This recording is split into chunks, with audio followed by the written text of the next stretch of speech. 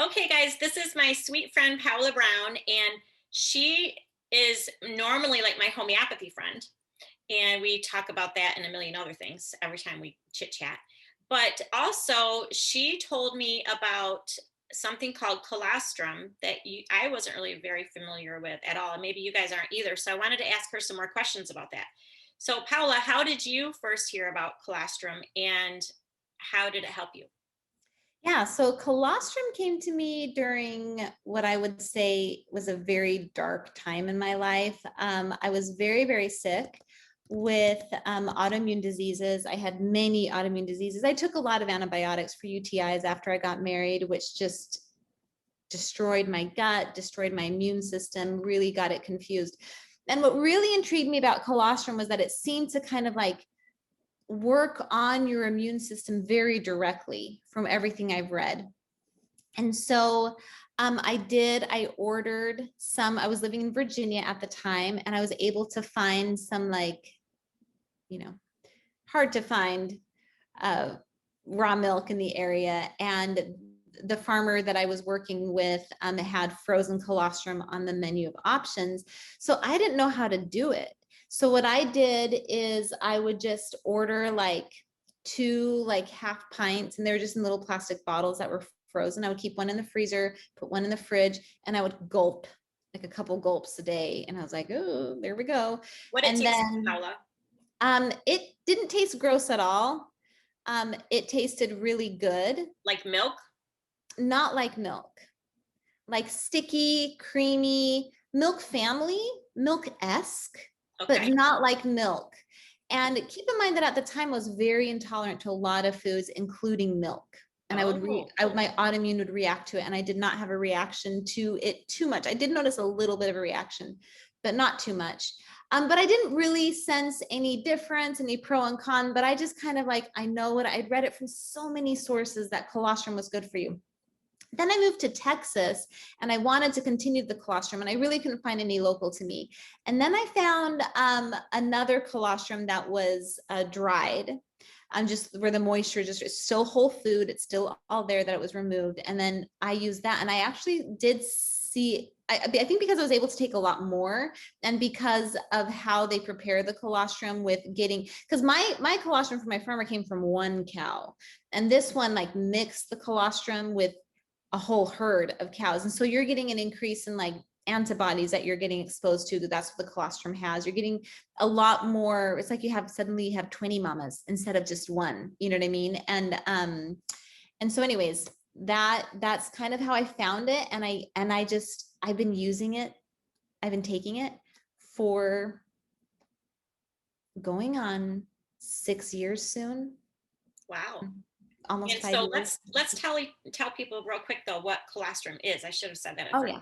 That's Colostrum okay. is like the first milk that comes in when a mama human or cow Mammal. or yeah, Mm-hmm. any mammal has a baby. That's the first milk that if you're a mom, you've heard that that's just like gold. They always called it liquid gold when I was nursing my babies. That first milk that comes in the first was it 6 hours, Paula, Yeah. before it starts to switch over. I think they get a little more after that, but it's not as much, right? Yeah, it's different for different mammals. For humans, it's the first 72 hours Oh after yeah. birth. Okay. For cows, it really comes in during that, I think, first 6 hours, because I think cows can produce a lot more than humans. So humans kind of, it goes on and on. But yeah. And so we're talking about cow colostrum coming from bovine, which is an important, I think that's an important thing. Yes, and they are grass fed and tested for. This is what I loved about it when I found out. They're tested for any pesticides or any antibiotics just to make sure none of that's in there. There's no bad stuff in it, Yeah, obviously. you're like research crazy. Like I was kind of embarrassed when because she was asking me all these questions about the specific kind that I use. And I was just like, I did not, I mean, I asked questions, Kelly, don't you worry. But like I did not know the depths of questions that could be asked. And you were like, you went pretty deep. I'm So I was a kind little of picky, overwhelmed. just a little picky. So But anyway, so let's go back and tell us how did it help you? It helped your immune okay, system and so what else? Yeah. So one of the things that I feel like I've tried to do better with is listening to my intuitions and listening to kind of my cravings and things. And I knew colostrum was really, really good for you. But what I thought was really interesting is when I had a lot more available to me and I didn't have to like do just 2 gulps. Because I remember when I would gulp, I'd want to gulp more, but I'd force myself to stop so I could just get it consistently every day instead of all at once. And so when I had this dried colostrum, just spoonful, it's kind of like weird to take because you're like kind of, I like to put it in my mouth directly. You can take pills, but it's better for that colostrum, and I'll tell you why in a bit, to come into contact with your gums and your teeth and kind of the whole tract all the way down. Whereas like a pill, you swallow it and it kind of skips a few places until the pill breaks open, you know, the tablet or whatever it is, the jelly stuff breaks open and then it's in your gut. So yeah, I just craved it. I craved it and craved it. And I remember the gal that introduced me to this one in Texas. She was just like, start slow because you don't want to have detox reactions. Some people, it gives them too much energy at night. It keeps them up. Some people, and I had like a list of chronic things that I wanted to have fixed. And I was craving that. I was just eating it. And I was like, so like maybe like 6 tablespoons is too much for me. Or like maybe like every time I passed the tub, I would like, Really? So like the powder wasn't like weird to just take on a spoon like that? but I was so craving it that like you get over the powder. It's kind of like, you know, if you're tired of chewing chocolate chip cookies, like, do you stop eating chocolate chip cookies? Of course not.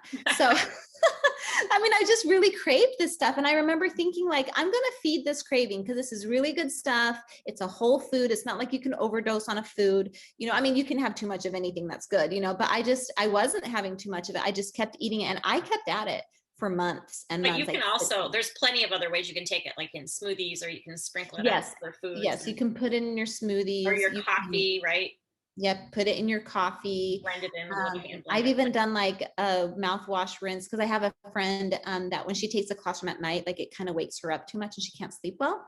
So, but she wanted to coat it. We'll talk about this in a second. She wanted to coat it on her gums and teeth to kind of get the benefits there. So we made like a little mouthwash, you know, with it. So there's a lot of different ways you can use it. Just like you would use anything, like any food, like you can throw broccoli into, you know, your smoothie or your soup or whatever. This is kind of the same idea. Is it heat sensitive? So like, for example, I use collagen powder a lot too. It's a superfood, good way to get protein and good for your hair and nails and all this stuff. So anytime I'm making any sauce, anything that's like a sauce, like even if it's like vanilla pudding or like a cheese sauce or stroganoff or soups or smoothies, again, anything like that, I throw in some collagen, and it's not you know, like I can throw it in my boiling or bubbling soup because it's not going to be ruined. The good stuff won't be ruined with heat. Do you know if that's the same with the colostrum?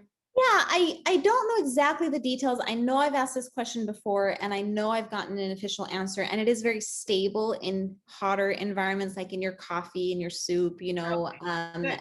And you know, so I don't know if I'd put it in something that's like boiling over because I just know that to pasteurize everything, and because this colostrum is still raw the way it's dried, like you Right. don't want You to kill wouldn't off want to waste that beneficial part of the it. bacteria. Yeah. So, Okay. but it, you know, it's actually very heat stable, and you can put it in your coffee and hot stuff. So, Okay.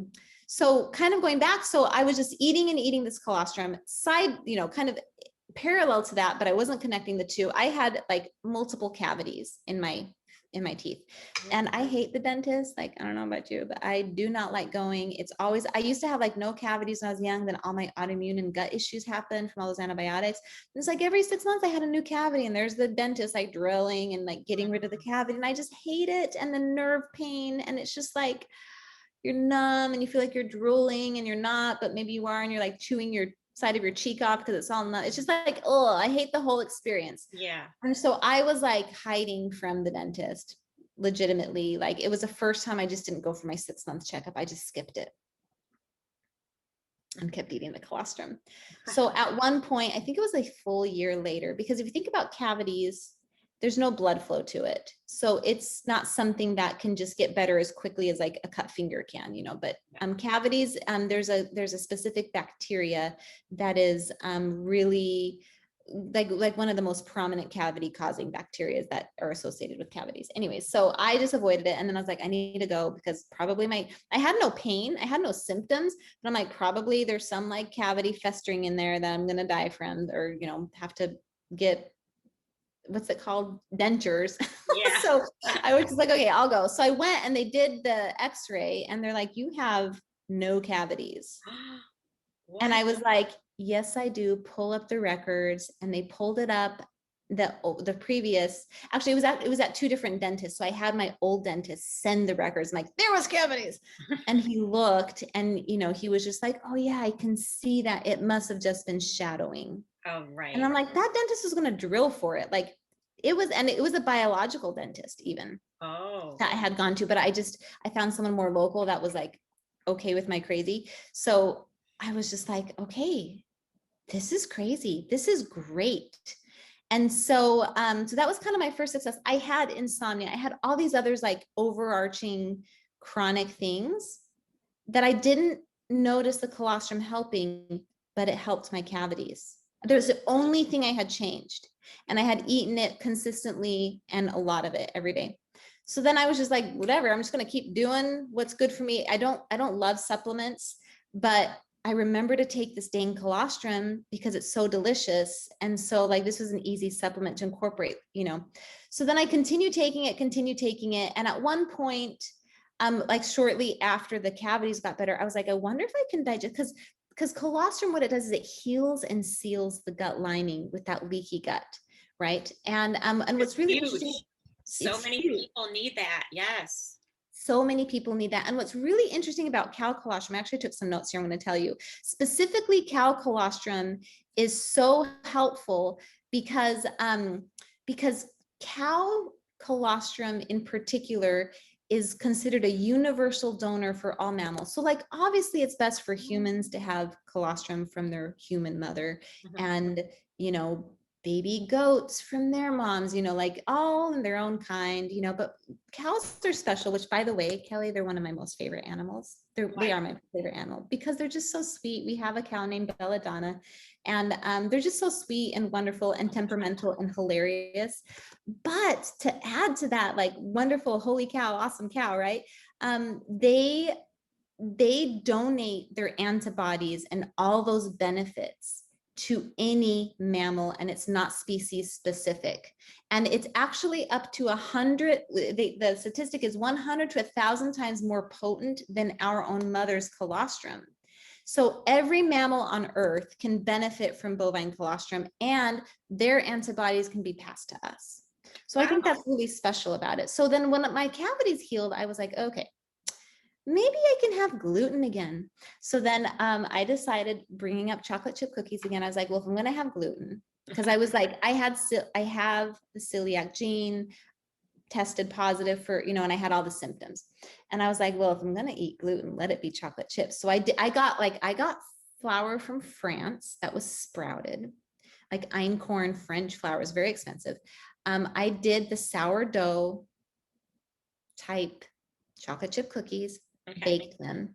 And then I had like 4 or 5 because like, let's see, totally had like fireworks in the toilet. Not a good experience. Okay. So I was like, okay, so I can't have gluten.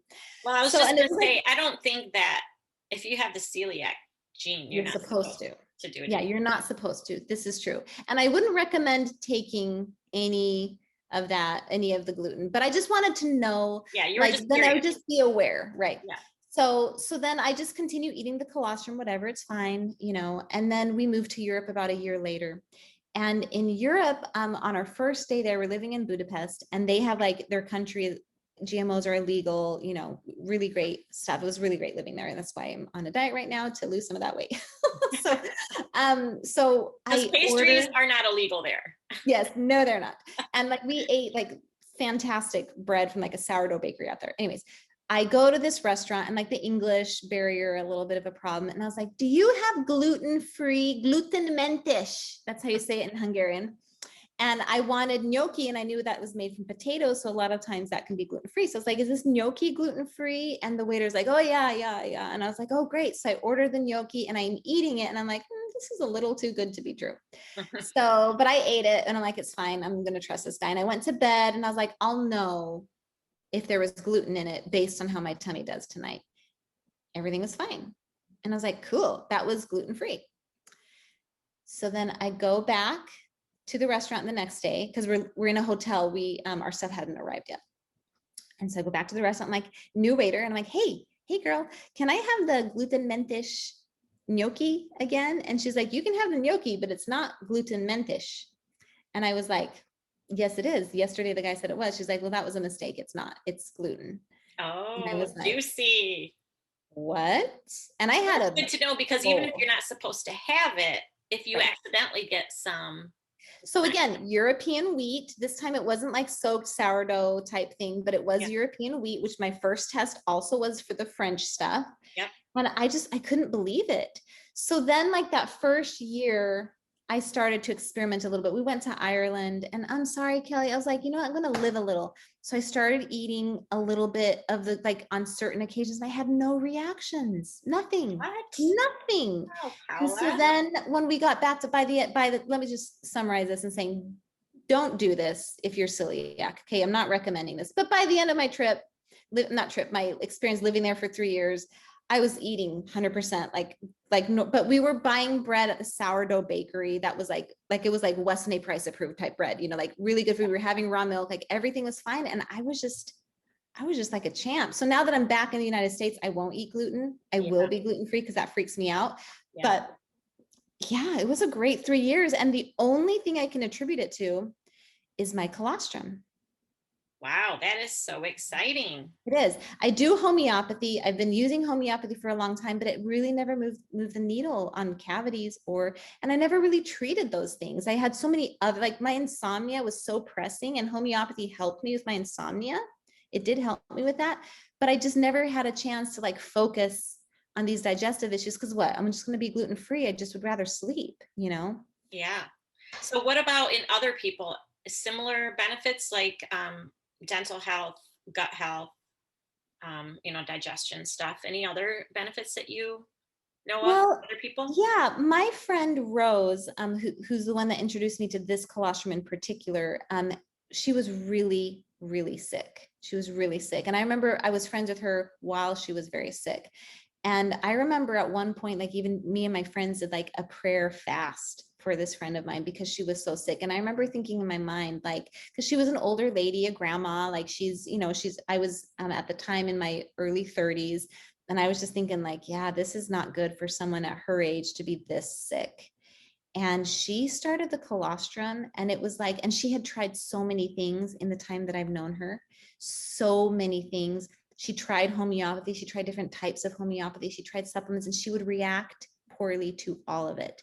And she would have sometimes for me, like I take stuff and I don't feel a difference, which is kind of how I felt about the colostrum, but I just kept taking it.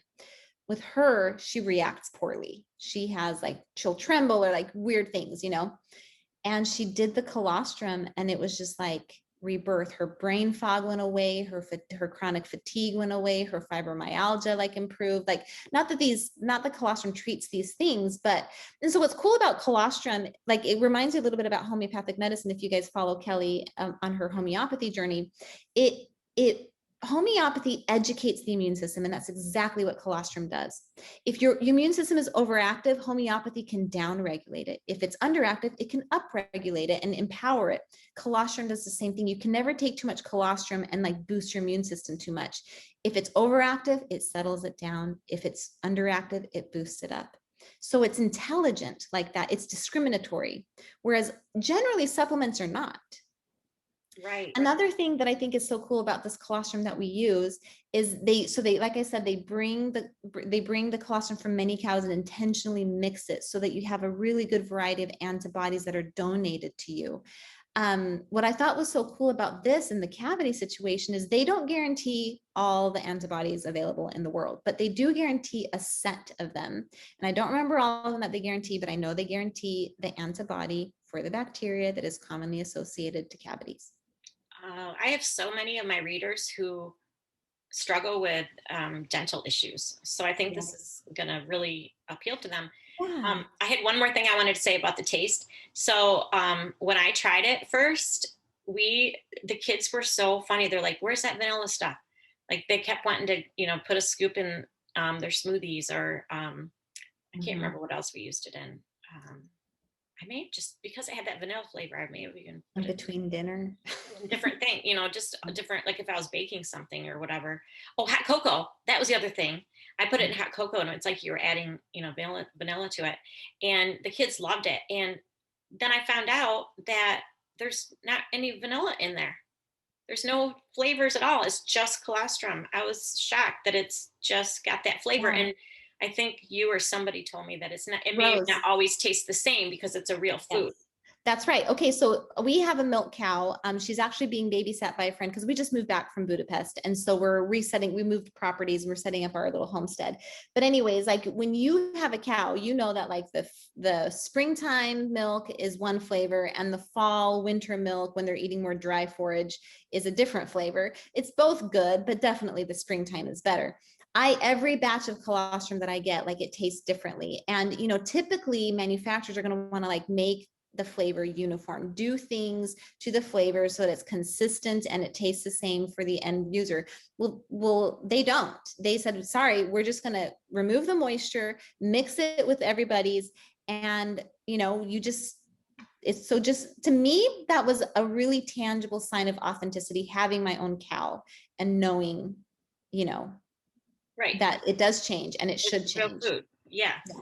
But it's always probably going to be real creamy no Oh matter yeah. You what. just like it's the very first bite that you're like, oh, this is different. Oh, all right. And then you get used to that. And then by the time you're done with that tub, the next one comes and you're like, oh, it's a little different.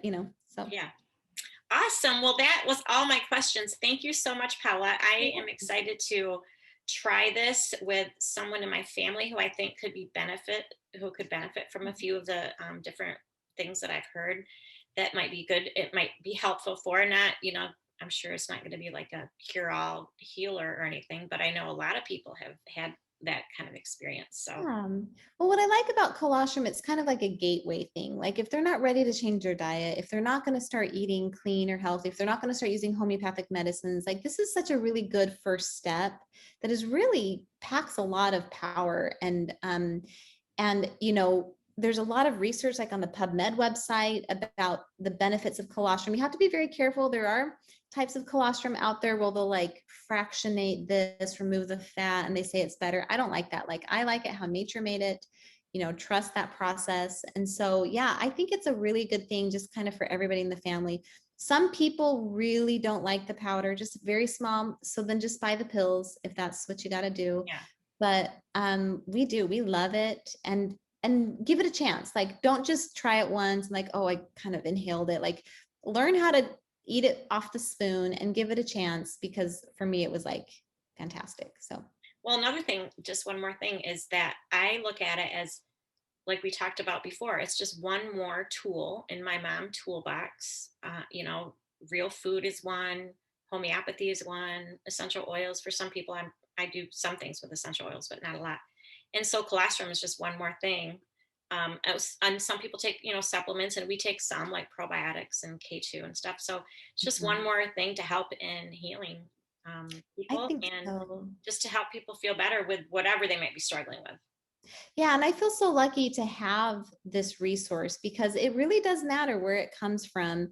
I mean, for people who are like lactose intolerant, if the colostrum comes in, and then over time it starts mixing with regular milk. So the earlier you get the colostrum, the less it's like quote unquote contaminated with regular milk. So when I was really intolerant to milk, which I'm not anymore, and again, healing the gut, right, with the colostrum, um, because they get it so early in the process, it's fine. And then a lot of people always ask me, because this just might come up, so I might just throw it out there, Yeah. Kelly. A lot of people say like, well, what about the baby calf? Like, aren't we taking the colostrum from the calf? It's actually really standard practice to take colostrum from cows when they give birth, because what happens is if down the line you have a cow give birth and you lose that cow, let's say she dies in the process, but the calf survives. If the calf does not get colostrum within the first like several hours of birth and lines their stomach with colostrum, they will die. Like humans, you can feed them milk or formula and they're not going to die. They're not going to be doing great. Like it's good to get that colostrum, but baby calves have to have the first thing they swallow has to be colostrum or else they'll die. So what I did as with our own little homestead and what farmers do is they take that colostrum and freeze it and they have it on hand in case there's ever a situation. So good farmers know how to manage a situation like that. Cow gave birth, let me get some colostrum to save. And then there's plenty for the calf. And, those cows, they produce so much milk that, they do that. And so, as long as that's managed well, which, we really looked into this before we, went with this colostrum, it is managed well. And that's, so that's, I think people always kind of worry about those cows. So they're getting plenty. They're still getting plenty from their mama. Yeah, Just more that than it's normal to reserve some anyway. And so that's it is. doing this. Okay. Yeah. Yep. Good. Awesome. Thank you so much, Paola. Okay, you're welcome.